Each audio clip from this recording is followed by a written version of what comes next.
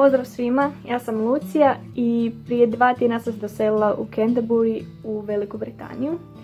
Studiram psihologiju sa forenzikom na Canterbury Christchurch University i mogu vam reći da sam oduševljena i presretna ovdje.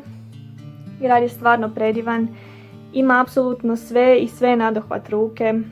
Fakultet je ogroman i odličan, sastoji se od 20 zgrada i još ih grade. Profesori i ljudi koji rade na fakultetu su stvarno preljubazni i uvijek su vam spremni pomoći čak i oko najmanje sitnice. I ako ste neko kao i ja, koji je od uvijek htio otići negdje daleko i vidjeti nešto novo i vidjeti svijeta, preporučujem vam da dođete ovdje jer je upisati se stvarno lako.